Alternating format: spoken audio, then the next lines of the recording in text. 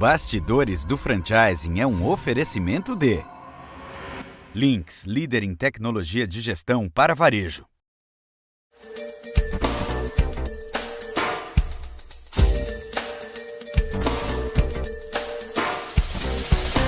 A necessidade de capacitação da mão de obra é um fato.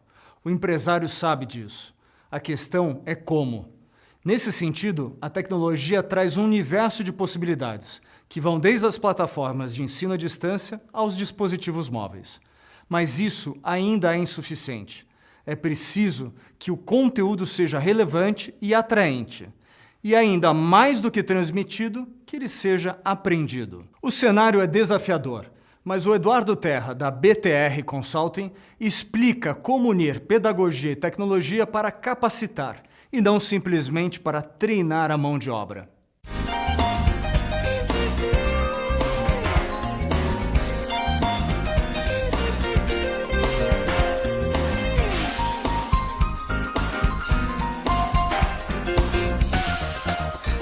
Eduardo, bem-vindo ao Bastidores do Franchising. Obrigado, Pedro. Prazer estar aqui. Vamos falar hoje sobre capacitação no varejo. Queria que você desse uma visão de como é que está esse ambiente que está em plena transformação, né? A gente vê novos formatos, novas mídias. Como é que você vê esse tema de capacitação no varejo nessa ebulição que está acontecendo hoje? Perfeito. Bom, vamos lembrar que a gente viveu a década do varejo. O varejo evoluiu muito, acho que tem muito para evoluir.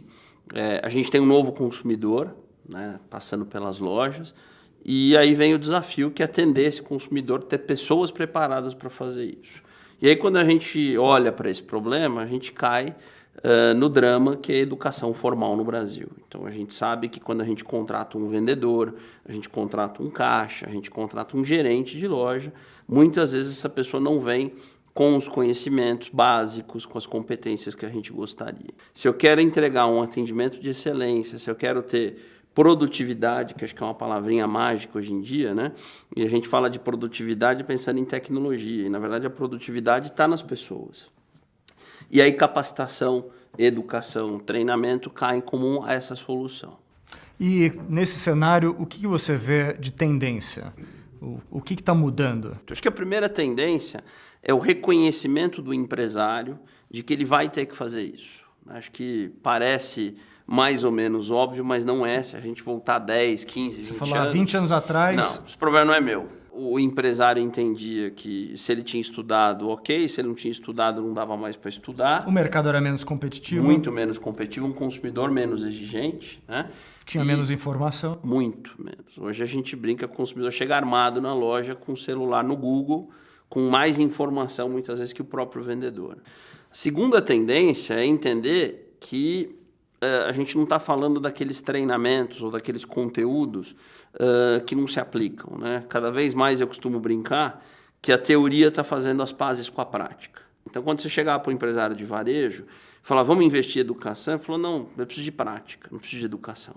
Hoje ele entende, quando você fala, vamos investir em treinamento, em capacitação, que você está falando da prática. Eduardo, tem uma revolução digital acontecendo. Isso impacta também o varejo? Tem uma revolução na forma de capacitar as pessoas pelas lojas, pelo Brasil afora?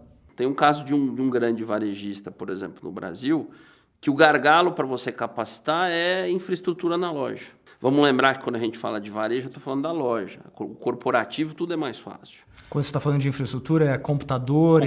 Acesso a computadores e banda. Então, por incrível que pareça, a gente tem aí uma revolução para fazer de infraestrutura nas lojas. Quando você vai para a franquia, a mesma coisa. Eduardo, diante dessa limitação de infraestrutura, como é que os varejistas estão se adaptando?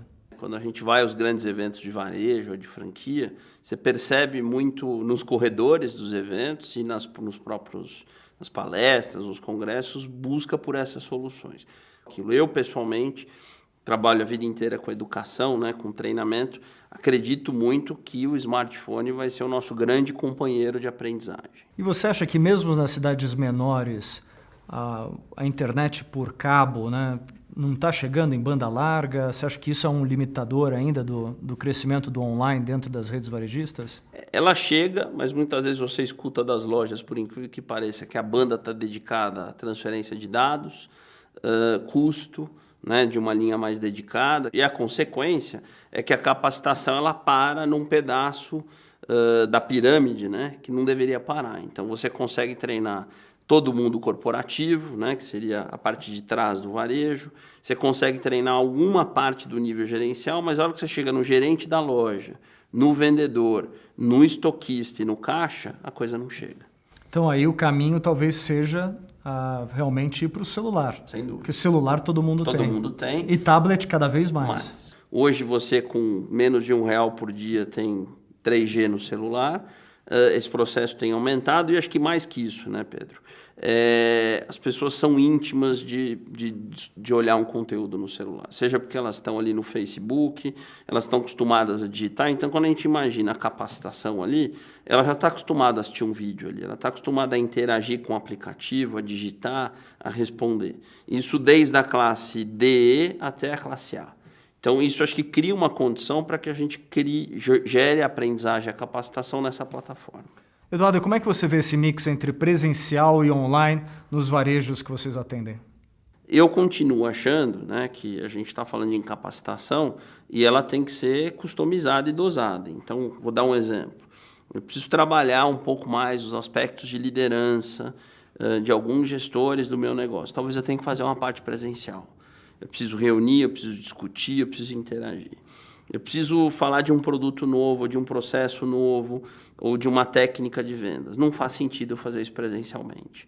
Aí as soluções à distância caem como uma luva porque, primeiro, elas são mais eficazes em custo, né? Você acaba treinando muita gente com menos custo.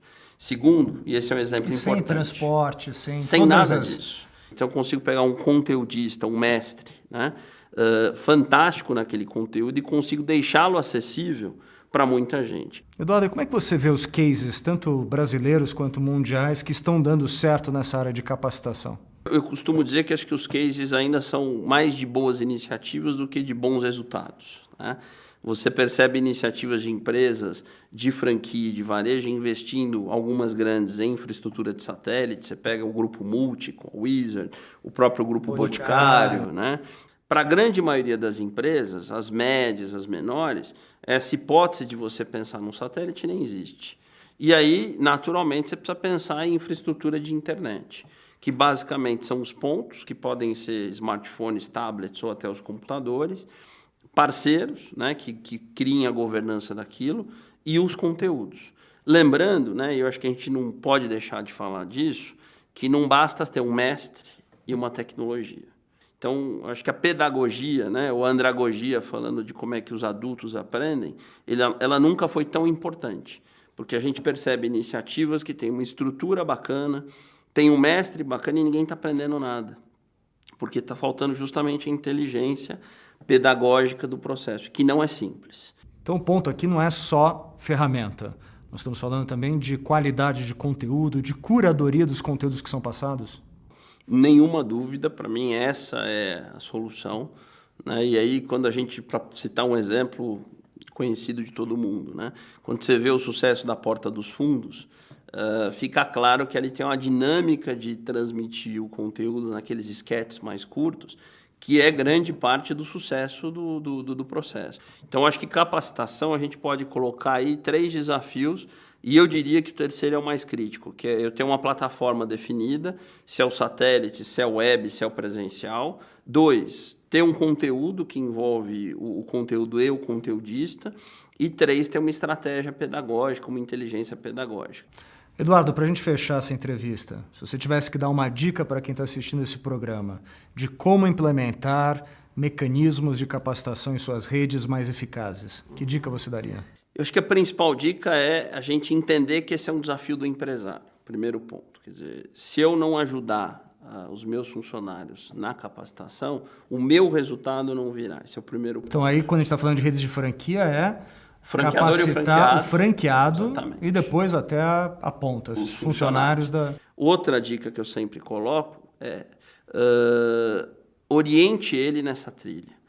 Quando você fala se você precisa estudar, se você precisa se capacitar, as pessoas não têm referência do que elas precisam melhorar. Então, quando você dá um feedback Como é que depois desse feedback você vai orientar ele a mudar aquilo? Falando, tá vendo esse curso de técnica de vendas? Eu quero que você assista, faça ele, e daqui a uma semana nós vamos conversar de novo, você vai me dizer o que você aprendeu e eu vou observar você atendendo o cliente.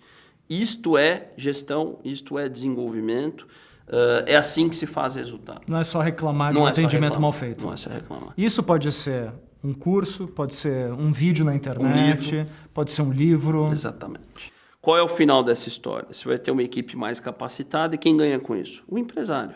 Porque isso é produtividade, isso é resultado, isso é venda, isso é um monte de outras coisas boas. Hein? Muito bem.